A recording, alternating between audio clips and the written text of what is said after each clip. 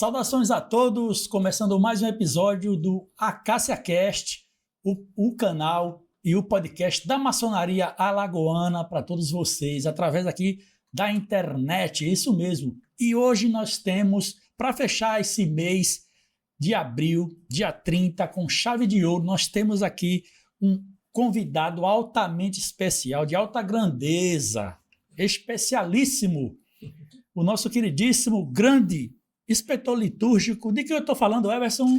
É isso aí, meu irmão Mazola. A maçonaria ela é composta por graus simbólicos e graus filosóficos. E aqui no estado de Alagoas, quem representa o Supremo Conselho do Grau 33, quem administra os graus filosóficos, é o nosso querido irmão, grande inspetor litúrgico, Antônio Carlos Valença, que está aqui conosco para bater um papo muito descontraído, para a gente entender um pouco o que é a maçonaria, mais aprofundada nos seus graus filosóficos, para a gente entender esse contexto maravilhoso. Nosso irmão Antônio Carlos Valença, seja muito bem-vindo e tenha uma boa noite. Boa noite, meus irmãos. Muito obrigado pelo convite. Realmente foi uma coisa inesperada. E lhe confesso que eu estou temeroso das perguntas que irão aparecer. Mas o grande arquiteto do universo está conosco. É isso aí, com certeza. Vamos em frente. A noite de hoje está sendo abrilhantada por essa figura maravilhosa, querido por todos, em unanimidade. Todos que a gente fala todas as potências aqui do estado de Alagoas, e não só a grande loja, mas do GOB, do GOAL. Sim. Esse irmão é muito querido, Antônio Carlos Valença. É abraçado por todos. Abraçado por todos, muito respeitado, e eu tenho como um pai, né, na maçonaria, tudo que ele fala é em forma de conselho pra gente e de conhecimento, né? Isso aqui é maravilhoso, né, Everson? É isso aí. Meu irmão, eu vou fazer uma pergunta assim muito descontraída, muito despretensiosa. Quem é o Antônio Carlos Valença? Bem, eu sou alagoano, né? De São José da Laje. Olha, coisa boa. Interior de Alagoas. Interior. Estudei aqui em Maceió um bom tempo e aqui fiz um concurso e fui trabalhar, né, do sertão que eu não conhecia, Sim. Né, batalha e tal. Depois passei 20 anos na Bahia, quando fui iniciado na maçonaria. Retornei para Maceió em 95, quando me aposentei, e procurei a maçonaria porque eu tinha que me dedicar a alguma coisa. Como não tenho conhecimentos na área de comércio, né? E então eu digo, o que é que eu vou fazer para ocupar meu tempo? Estudar mais não tinha disposição. Sim. Eu digo que eu vou estudar uma coisa diferente. Vou continuar meus estudos na sacrossanta instituição, maçonaria. Que maravilha. É isso aí, meu irmão. E a sua trajetória na maçonaria, ela veio um pouco diferente. Me conta pra gente um pouco da sua trajetória na maçonaria. Olha, meu pai foi maçom e isso contribuiu para eu demorar a ingressar na maçonaria. Quando eu estava numa cidade da Bahia, Ibotirama, já fica perto de Barreiras, lá pro lado de Goiás. Sim. Eu recebi um convite para ingressar na maçonaria, mas eu disse, olha, meu pai foi maçom. Sim. E eu vou então conversar primeiro com ele. E como era muito longe, tal, foi nas férias que eu vinha a Alagoas, e peguei para meu pai, o senhor foi maçom? Ele disse, não, eu sou maçom. Olha só. Eu só estou adormecido, né? Porque meu pai nasceu em 1800 alguma coisa, ele deve ter sido iniciado maçom numa loja, a grande loja de Pernambuco, que existia em São José da Laje. Sim. Isso eu suponho, porque lá em Recife não tem nenhum registro dessa loja. Ela existiu, lógico, era número 5, ela bateu colunas, e eu queria ver se lá encontrava os registros dos mações Que maravilha. faziam parte dela, e se meu pai estaria entre eles, né? Um dado histórico, né? Então, com esse encorajamento do meu pai, que disse, olha, eu sou maçom tal, não colocou nenhum obstáculo, eu retornei à Bahia, mas na empresa que eu trabalhava, era o Banco do Brasil, ele achou de me transferir para outra cidade. E nessa cidade, eu cheguei em 76, 3 anos depois me chamaram novamente para ingressar na maçonaria. Quando eu estava preparando e também a instituição, né, para chegarmos a uma proposta definitiva, eu novamente fui transferido. Nossa. Aí fui para uma cidade, passei muito pouco tempo e cheguei na cidade de Cachoeira, na Bahia. Na Bahia. É conhecido como Cachoeira de São Félix. Sim. E lá, São 3 cidades juntas, Cachoeira, São Félix e Muritiba. Cidade do Edson Gomes. E lá eu fui convidado, né, depois de 1 ano e meio, 2 anos lá em Cachoeira, fui convidado em 1983. E eu ingressei lá em Cachoeira, é a Caridade Segredo número 3. E fiquei lá até quando eu vim para cá, para Maceió. Em 2000 foi que eu pedi meu kit classe para me filiar à loja Paz do Progresso, e até hoje estou nela. Mas era grande loja ou era... Era grande loja. Naquele tempo era a Grande Loja Unida da Bahia. Hoje tiraram o Unida, é Grande Loja da Bahia. É uma trajetória. Falando em trajetória, mestre Antônio Carlos, a minha pergunta é justamente nisso, né? Quais são os caminhos que você percorreu que foram longos, e a gente sabe que é muito estudo que demanda para ter essa graça, né, de ser um grande inspetor litúrgico aí. Como é que foi essa sua caminhada aí? Quando eu saí de Cachoeira, eu fui para uma cidade chamada Nazaré, muito conhecida, Nazaré das Farinhas, é a terra de Vampeta. Já ouvi falar. Né? E lá tinha uma loja de perfeição. Olha. Como eu frequentava a loja simbólica, mais ainda ligado à loja de segredo, então eu fui convidado a fazer a loja de perfeição. Aí comecei, né, bem orientado, comecei a estudar com mais afinco e cheguei até a presidência da loja lá de Nazaré. Aí novamente transferido, dessa vez para Recife, completei meu tempo. Sim. No período de Recife eu fiquei afastado um pouco da maçonaria, pelos afazeres de lá. Os profanos. Aí eu não frequentei maçonaria no período de Recife, mas foram só 2 anos e meio. Completei o tempo de aposentadoria, eu me aposentei e vim para Maceió. Então comecei a visitar lojas e tal. Depois de quase 1 ano visitando a loja, eu vou voltar para os graus superiores. E procurei os responsáveis, e ele disse: você tem primeiro filiado numa loja simbólica. Aí eu já estava em mente para onde eu iria, Caridade, a Paz do Progresso, e lá estou até hoje, fazendo inclusive os graus superiores. A inspetoria, o inspetor litúrgico era Orlando, já achava no Oriente Eterno, irmão Orlando Barros. Conheci, grande Orlando Barros. E lá eu cheguei até o 33, né? No entanto que a investidura se deu no Recife, no Supremo Conselho. Supremo Conselho do Recife. Não, o Supremo Conselho do Brasil. O Supremo Conselho Sim. do Grau 33 da Maçonaria para a República Federativa do Brasil. Esse é o Supremo Conselho que nós temos reconhecido, regular, porque cada país do mundo só pode ter um Supremo Conselho. O nosso é lá no Rio de Janeiro? A sede é lá no Rio de Janeiro, no bairro de Jacarepaguá. Perfeito. Legal. Quando o irmão falou aí que chegou a ser a presidência da loja, o irmão queria dizer que chegou ao carro de venerável? Não, lá, olha bem, lá na minha loja, essa dinâmica? No simbolismo, que era a loja, né, dos 3 graus simbólicos, aprendiz, companheiro e mestre, eu cheguei a segundo vigilante na minha loja de origem, que nós chamamos de loja mãe, né? Sim. Eu fui iniciado. Então, lá, o protocolo da loja, você era segundo vigilante, depois primeiro, e para chegar venerável. Era 2 anos a cada cargo. Nesse período eu fui para Nazaré, entendeu? Então estava no cargo de vigilante, eu fiquei frequentando a minha loja até terminar meu mandato e passei o resto do tempo como visitante da loja Irã, que é a loja simbólica da cidade de Nazaré. Né? E só saí da minha loja para vir para cá em 2000. Então, eu fui ser venerável aqui, já na minha loja Paz do Progresso. Agora, lá em Nazaré, na loja de perfeição, aí eu fui presidente. Sim. A gente tem um títulozinho que dá ao presidente, 3 vezes poderoso mestre. É um título pomposo. É pomposo. Aproveitando esse papo de grau filosófico, fala aqui pra gente, principalmente aí para o nosso público, né, que não maçom, que a gente também atinge esse público não maçom, a importância dos graus filosóficos na vida e na caminhada do maçom. Meu irmão Mazola, Marinaldo, né? Mazola é uma alcunha, né? É um nome artístico. É um nome artístico. Olha, Na maçonaria, quando a gente ingressa como aprendiz, a gente tem uma caminhada, não é? Aprendiz, depois companheiro e finalmente mestre, é o 3º grau.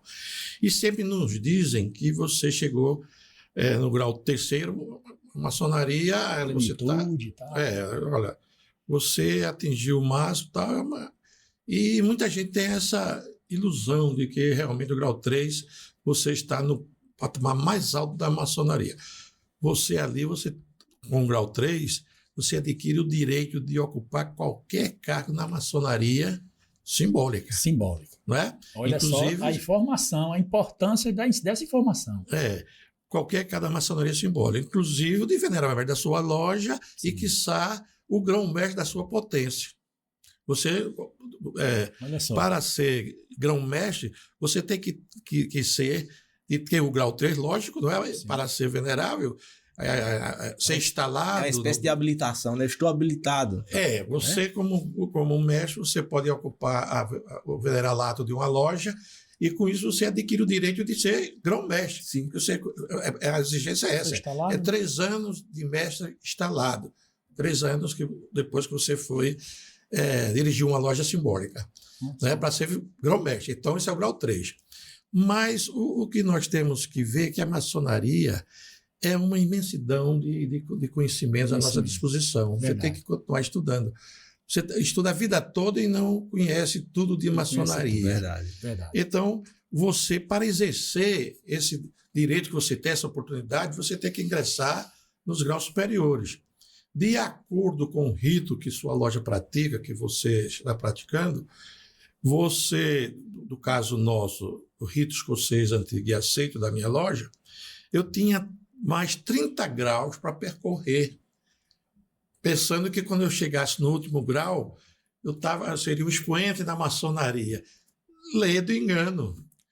Aí, quando nós chegamos lá, é que a gente chega à conclusão, que tem uma frase célebre do filósofo aí, que a gente nada sabe. Nada Verdade. sabe. Aí tem que voltar novamente para o grau 1, voltar para estudar de novo.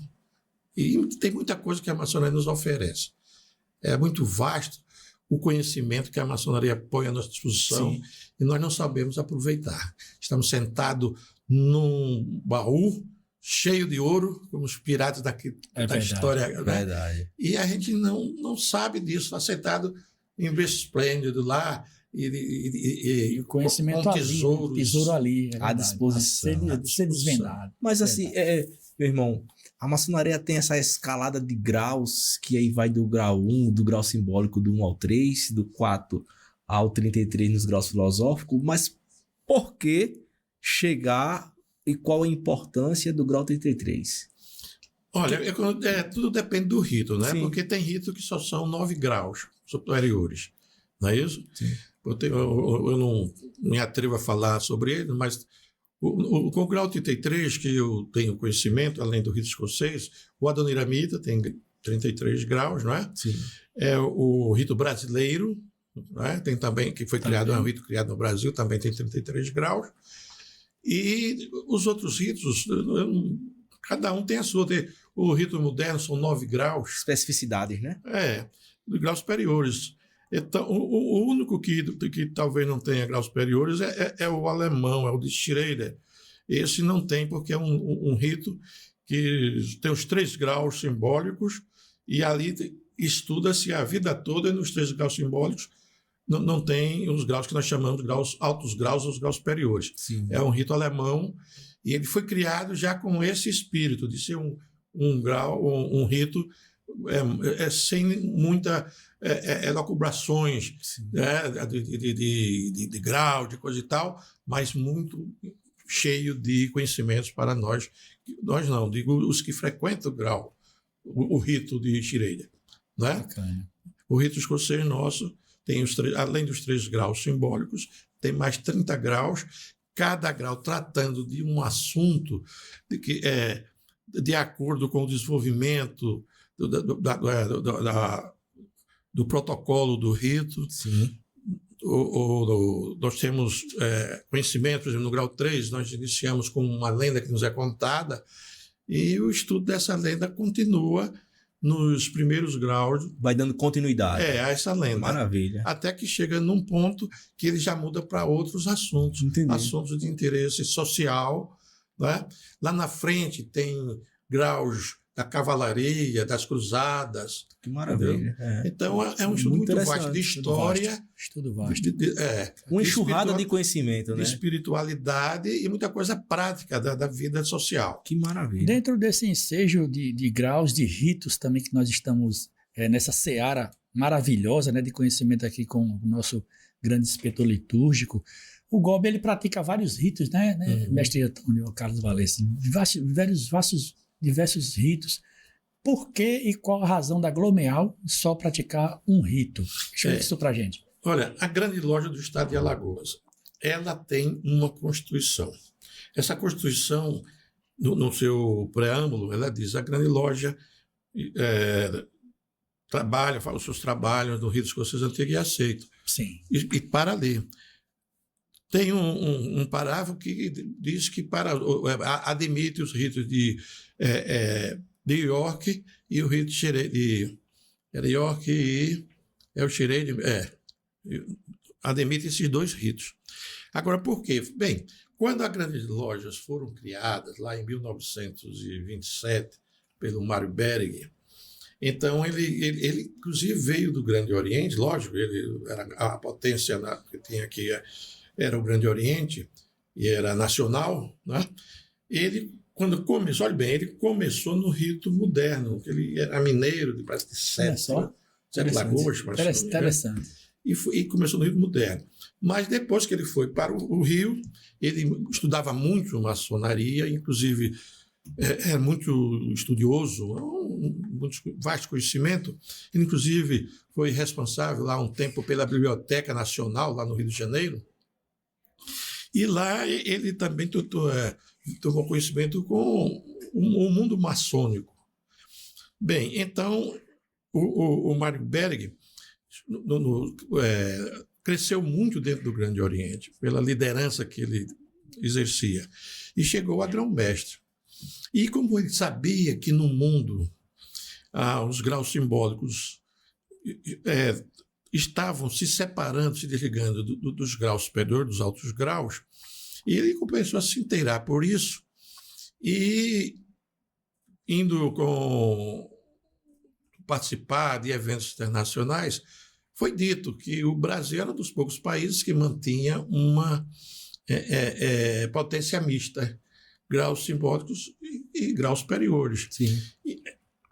Isso é outra história muito grande para você saber por que o Grande Oriente tinha essa miscigenação. Certo.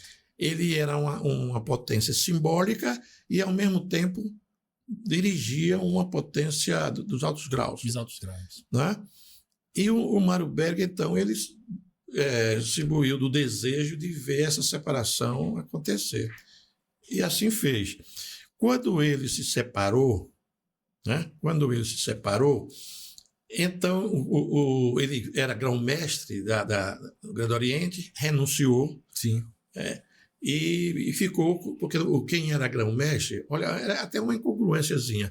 Um irmão que chegasse a grão-mestre, mas não era do rito escocês, quando ele era eleito grão-mestre, que tem um termo soberano, né, Isso. do Grande Oriente, ele assumiu automaticamente o cargo de grão-mestre, soberano grão-mestre do Grande Oriente do Brasil, potência simbólica, e soberano grande comendador do rito escocês antigo e aceito, sem nem praticar esse rito. Do grau filosófico. Dos graus filosóficos.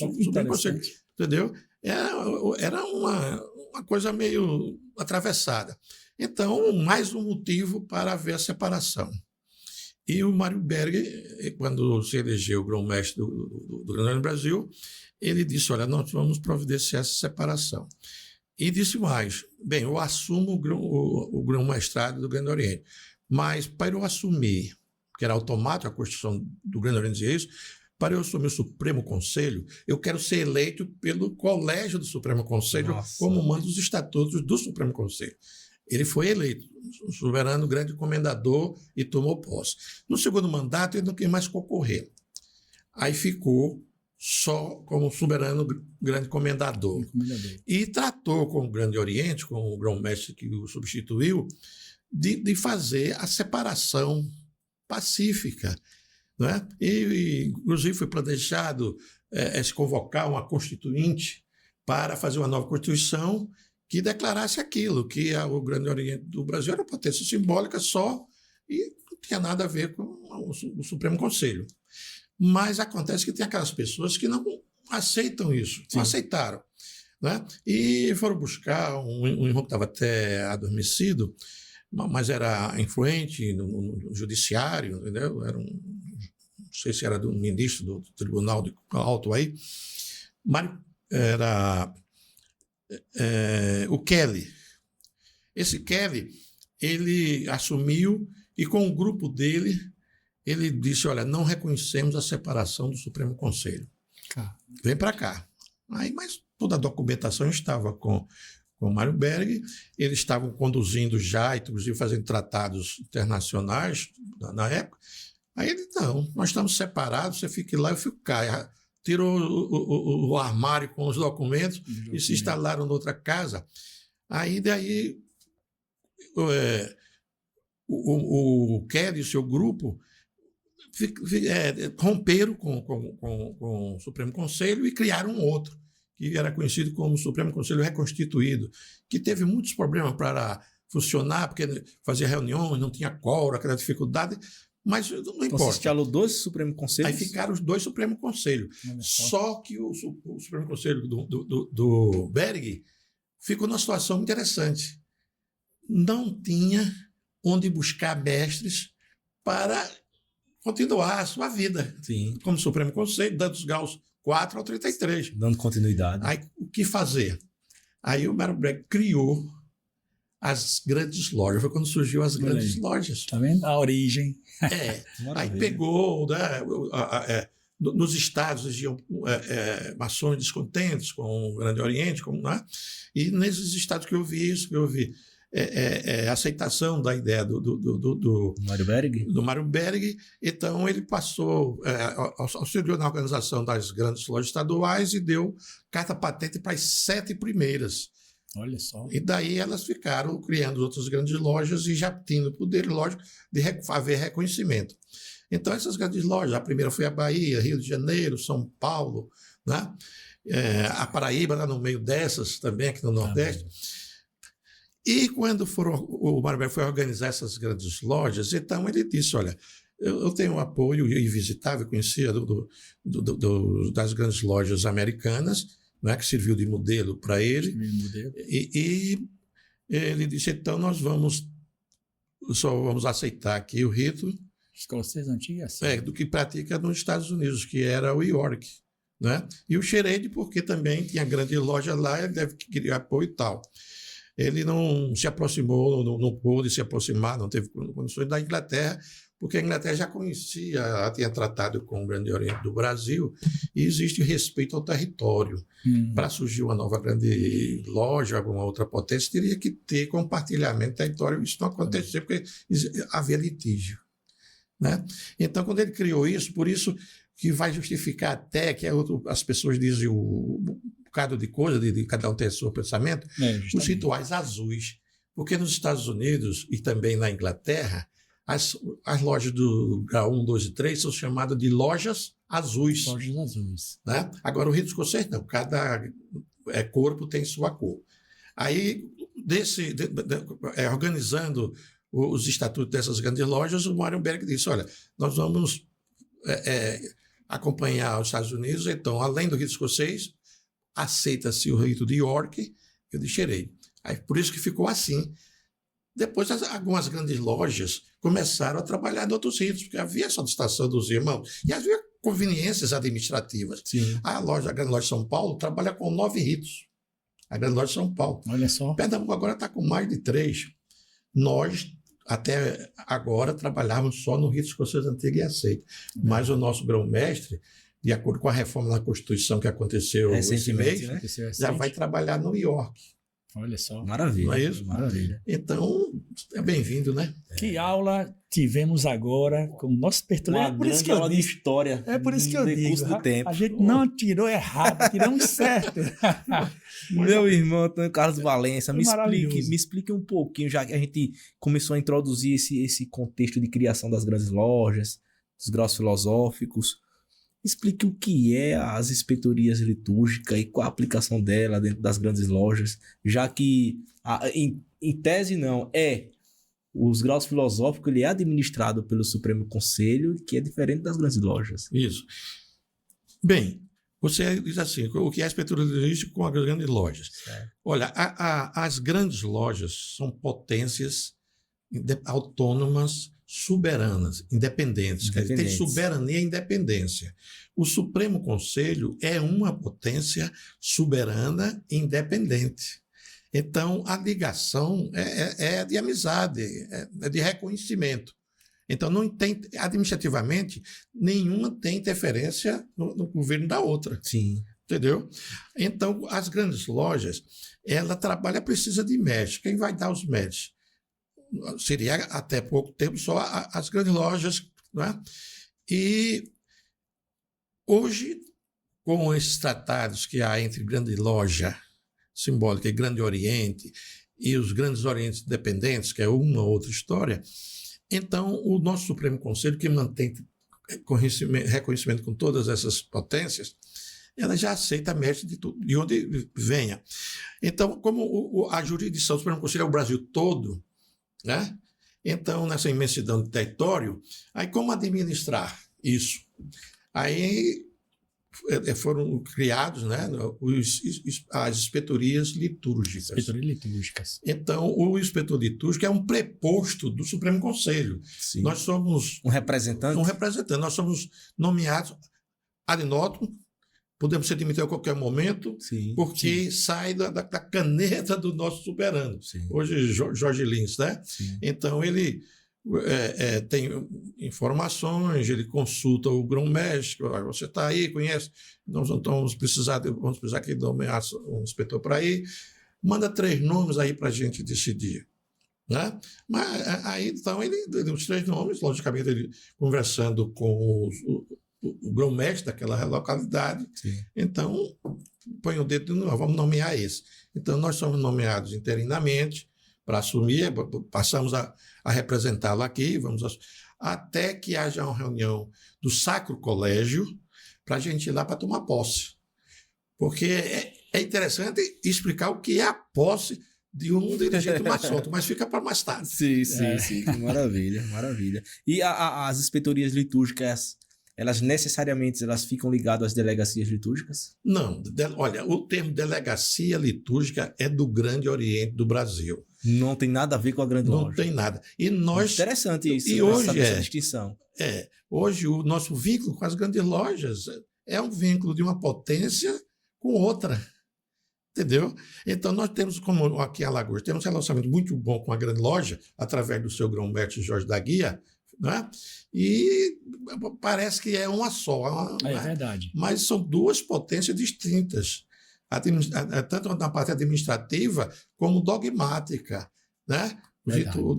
Os rituais deles, eles são os que mexem, nós somos nós.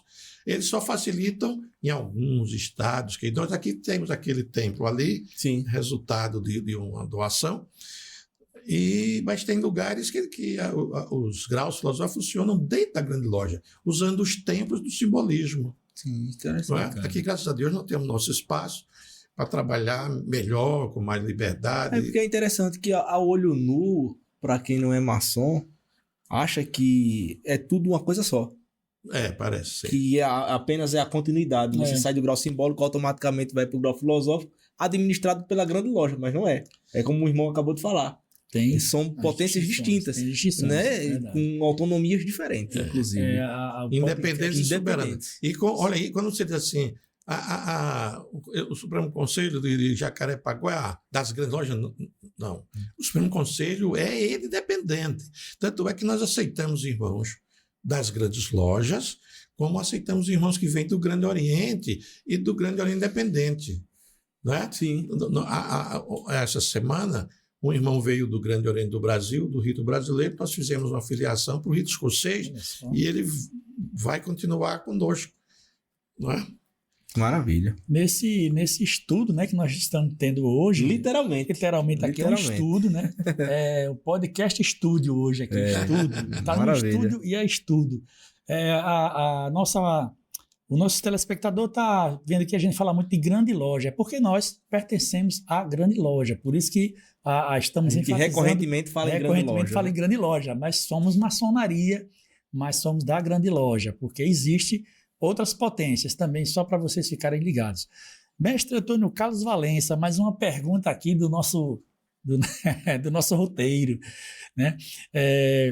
A gente sabe aí a importância dos graus filosóficos, já acabamos de descobrir a importância e o além dessa importância do grau 4 até o 33, e muitos acham que já está tudo perfeito, para por aí, já sei tudo. Cheguei na plenitude. Cheguei na plenitude, como se fala, né? Já no grau 3 é plenitude, imagine chegar no 33. Então hoje se eu chegar no 33, eu vou ficar um pouco mais acomodado, já estudei tudo que tem que estudar. É verdade isso? Não, ao contrário. Olha se houver a conscientização do maçom, quando ele ingressa na ordem, olha, eu já ouvi alguém dizer o seguinte, olha, nós temos que nos preocuparmos com os ensinos de maçonaria dentro das nossas lojas, dos nossos tempos. Exato. Por quê? Porque isso quando uma pessoa que vem do mundo que nós chamamos profano, né? Sem nenhum demérito, mas vem a gente vai buscar na sociedade uma pessoa que seja boa, né? Bons costumes, livre de bons costumes, e traz para adentrar a maçonaria, a gente tem a responsabilidade de orientar, né, essa pessoa até chegar ao grau 33, induzindo o quê? Motivando para o estudo e levar esses estudos e discussões sobre maçonaria para dentro dos templos, não é? Às vezes a gente vê discussões administrativas de uma loja, uma reunião, seria para apresentação de trabalho, discussões, tirar dúvidas. Exato. Porque se você formar um bom aprendiz, ele será um bom companheiro, um bom mestre, e vai fazer ele vai sentir necessidade de fazer os graus superiores, porque é a continuidade dos seus estudos. A exemplo nosso. Não é? Exatamente. Viu? Então, o que a gente tem que fazer, eu repito muito uma coisa, maçonaria não se ensina, maçonaria se aprende. Você tem que gostar de ler. Hoje está mais fácil, porque você, na internet, no YouTube, você tem aulas belíssimas. Agora tem que saber separar o joio do trigo. Sim, não é? Porque tem muita coisa aí que quer se aproveitando da maçonaria para ganhar dinheiro. Não é? Dessas potências que não são reconhecidas, nós chamamos de espúrias. Espúrias não regulares, né? Que fazem jantares, festa, para você ir, paga uma fortuna para o jantar, 2, 3 mil, 5 mil reais. Depois, olha, você tem agora que comprar um anel, ele te vende um anel de 10 mil, e você vai ganhar dinheiro, porque lá no jantar tem empresários que vêm aqui, você vai conhecer, vai fazer ótimos negócios. Isso aí não é maçonaria. Isso aí é um arremedo, é um aproveitador que está fazendo aquilo. Entendeu? Eu não sei se eu respondi o que foi perguntado, né? Parece que eu... Não, foi sim. Foi. Inclusive, acho que é uma dúvida não só minha, mas que de todos os nossos telespectadores, que a gente fala muito de grau filosófico e de praticar determinado rito, como o exemplo do rito escocês antigo e aceito. Nos graus filosóficos, é possível praticar outros ritos, como o exemplo o rito de York, rito retificado e tantos outros que tem por aí? Olha, isso no Brasil. Vamos falar aqui do Brasil, que eu não conheço lá fora.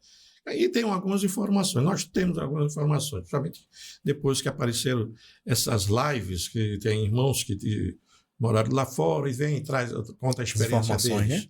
Né? Agora, eu não me atrevo a falar em outro rito, entendeu? Eu sei um pouquinho do rito escocês, né? Com a responsabilidade que a gente tem de inspetor de tudo, a gente tem que pelo menos ter uns conhecimentos elementares, a criação do rito, o seu desenvolvimento, o seu objetivo e suas finalidades. Bem, então, com exceção, se não me engano, do Shirei, todos os outros ritos têm graus superiores. Agora, em cada país tem um sistema. Por exemplo, o rito nos Estados Unidos, você faz no rito de York os 3 graus simbólicos, aí você vai fazer os altos graus, os graus superiores, né? E lá é uma sequência. Você entra, vai fazer o 4, o 5, entendeu? Já na Inglaterra é diferente. Você termina os graus, porque na Inglaterra tem uma coisa que ainda hoje eu faço um esforço para entender.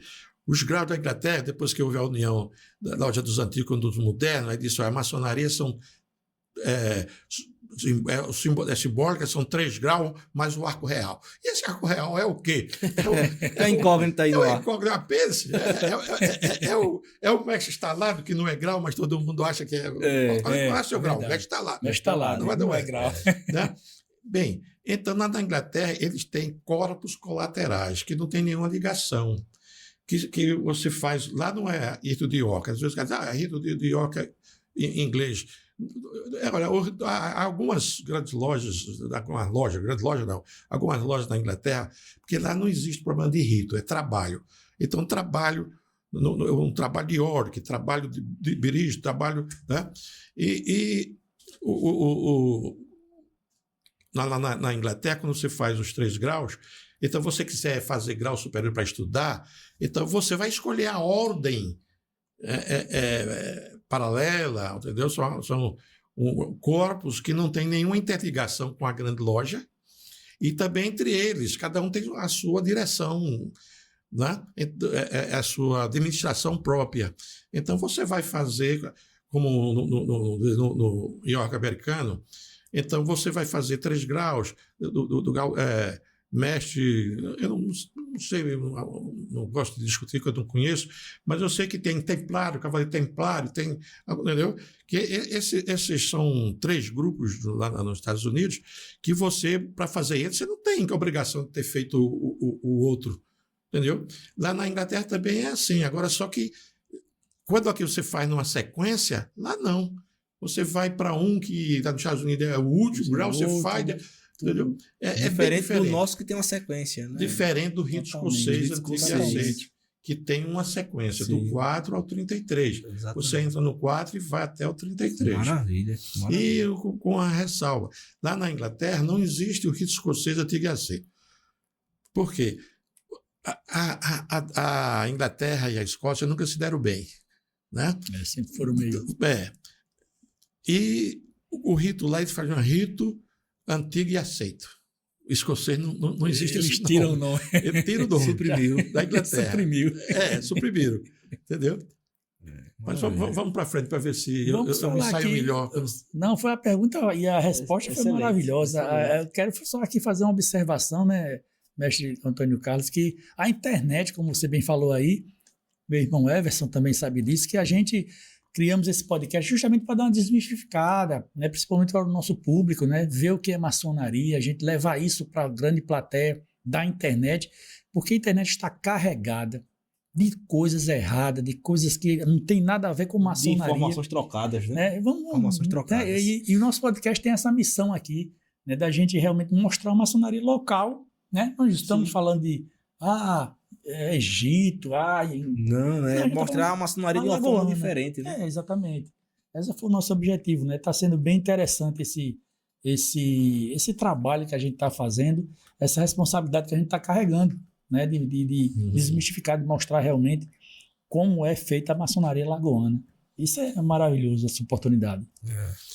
Olha, só uma ressalva nossa aqui, se for permitido. Por favor. Olha, vocês falaram dos ritos, né, dos superiores. Por exemplo, o rito brasileiro, que é um rito criado aqui no Brasil, você disse agora, falar o que é nosso aqui, ele tem 33 graus também. Agora, diferente do rito escocês, lá você vai estudar no rito brasileiro problemas do Brasil. Olha só. Entendeu? Que maravilha. Você lá vai estudar agricultura, vai estudar pecuária, vai estudar muita coisa com referência ao Brasil. É um rito brasileiro, criado no Brasil para brasileiros. Embora esteja se expandindo, já tem, parece que no Paraguai já tem alguma loja seguindo o rito brasileiro. Entendeu? Por isso que quando o irmão vem do rito brasileiro para cá, nós tivemos 2 irmãos da minha gestão que nós recebemos e a gente dá os graus 4 até o grau que ele possuir. Um dos irmãos que vieram era o grau 30. Nós tivemos que fazer 1 a 1, do 4 ao 30. Olha. Fizemos uma reunião da loja de perfeição, que é do rito escocês, que vai do 4 ao 14. Depois fizemos uma reunião do capítulo, que vai do 15 ao 18.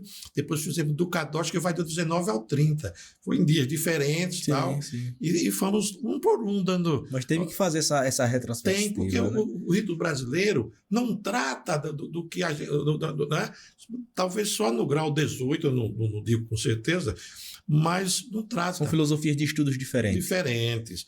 Se o grau, aqui em Alagoas, o Adoniramida também, inclusive no Adoniramida tem uma divisão, uns adotam 33 graus, o outro parece que só adotam 11 ou é 13, entendeu? Porque tem 2 Supremo Conselho, tem um de Cataguases e tem outro, não sei onde fica. Tem uma especificidade, né? É.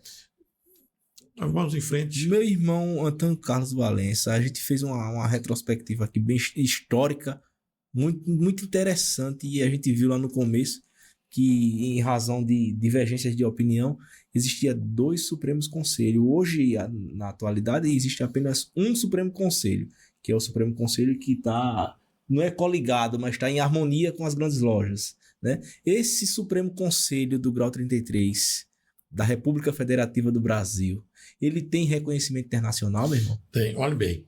Quando foram criados os Supremos Conselhos, lá no primórdio, isso porque o rito escocês antigo é um rito muito interessante. Uhum. Ele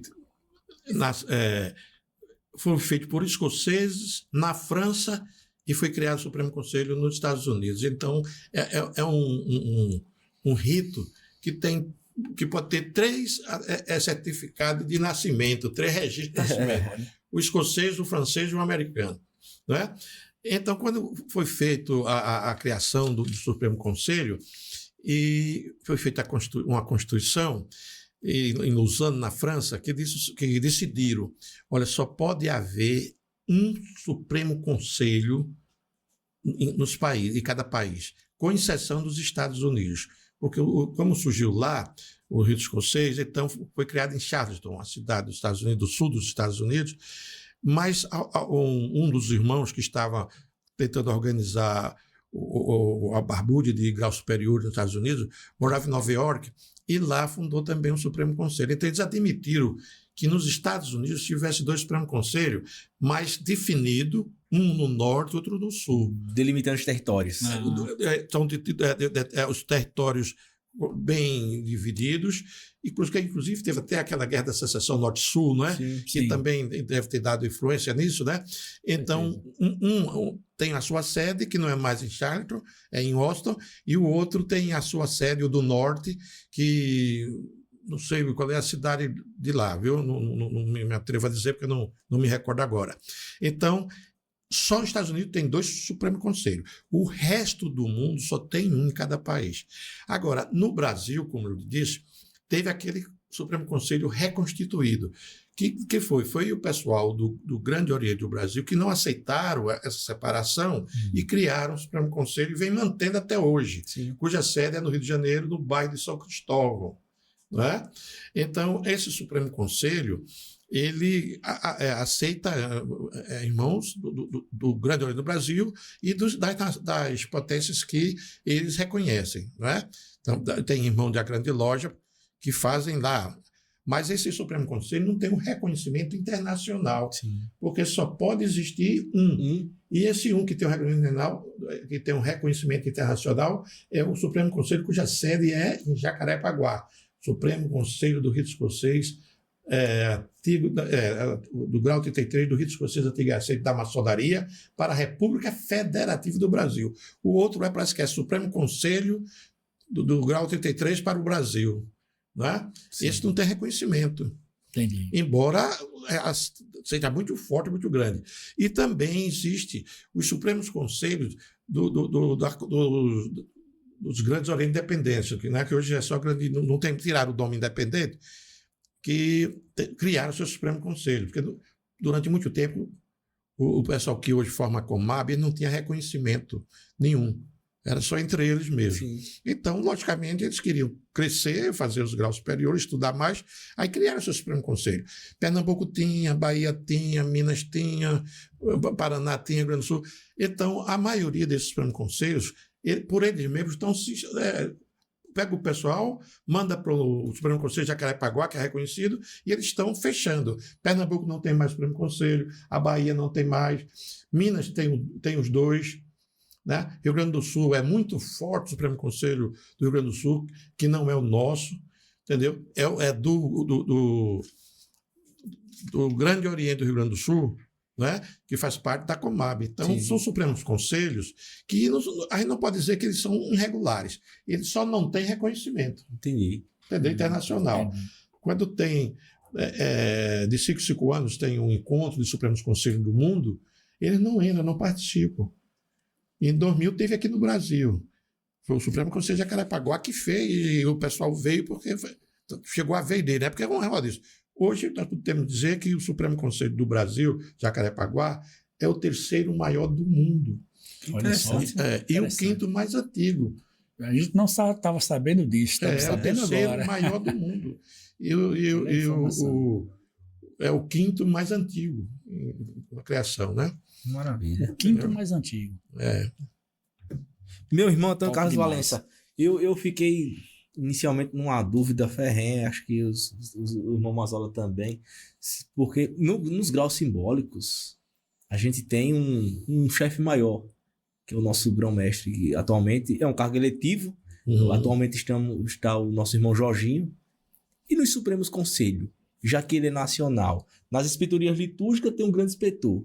Mas quem administra isso tudo? Quem é o chefe maior? Olha, isso até pouco tempo eu estava ouvindo um irmão nosso que faz parte do Supremo Conselho de São Cristóvão, Sim. que não é reconhecido, mas é grande, é muito rico, entendeu? Tem um acervo histórico muito grande. Então lá o soberano, chama-se soberano, o grande comendador, ele assume e é para o resto da vida. Já no nosso Supremo Conselho de Jacarepaguá, o mandato de um soberano são 5 anos. Ele é eleito pelo colégio, entendeu? Porque são 7 irmãos, que nós chamamos membros efetivos, que se reúnem, não é, para eleger de 5 em 5 anos o soberano. Então, o soberano atual, Jorge Elias, ele assumiu em 2013. Né? Já está com algum tempo, né? Com tempo já. Viu? E teve soberano grande comendador que passaram 20 anos no cargo, entendeu? Outros passaram só o seu mandato de 5 anos e tal. As grandes lojas são mandatos que variam de 3 a 5 anos, dependendo da potência. Aqui em Alagoas são 3 anos, né? O grão-mestre, né? E só podendo ser reeleito uma vez. Sim. Já no nosso Supremo Conselho, que é o nosso Supremo Conselho, que a gente chama de Jacarepaguá, ele é eleito por 5 anos, podendo se reeleger tantas vezes ele queira ser candidato e o colégio vote nele, né? O Santo Império. Sim, Entendeu? Maravilha. São 7 membros efetivos que têm o dever de administrar o Supremo Conselho e eleger o chefe maior, que é o soberano grande Super comendador. interessante, né? Muito interessante. Que papo maravilhoso. Finalizamos por aqui o nosso papo com o nosso grande inspetor litúrgico, Antônio Carlos Valença. Foi um papo maravilhoso, meu irmão. Foi uma aula, foi um momento de Uma aprendizado. das entrevistas mais esperadas por nós do Verdade. Acácia Porque a Cast. gente já estava marcando, estava sendo verdade. recorrente. Mas né? Foi. Eu das fico até entrevistas. emocionado. Foi. A gente estava tentando encaixar os horários. vendo como é que a Confessamos gente- para você, meu irmão, que foi uma das entrevistas mais esperadas por mim e pelo irmão Everson. Verdade. Nós, assim, temos um carinho enorme por você, a gente respeita demais, né? Obrigado. Você é um É um baluarte da baluarte maçonaria, né? nosso que, poxa, e estar com você em vida, né, nesse momento aqui, registrando esse momento, é maravilhoso, é ímpar. É saber que o irmão, ele, nessa trajetória maçônica dele, ele adquiriu conhecimento Não é? farto, Pode a crer. ponto de repassar esse momento muito importante pra gente aqui. E o interessante, né, meus irmãos, é que a gente também vê isso, né? Quando a gente é aprendiz ali, companheiro, nessa fase aí do grau, a gente vê os irmãos que faz graus filosóficos meio que assim, né, na separação, distanciado. A gente não sabe que realmente qual é o conhecimento que ele tem, porque ele não demonstra nada em loja.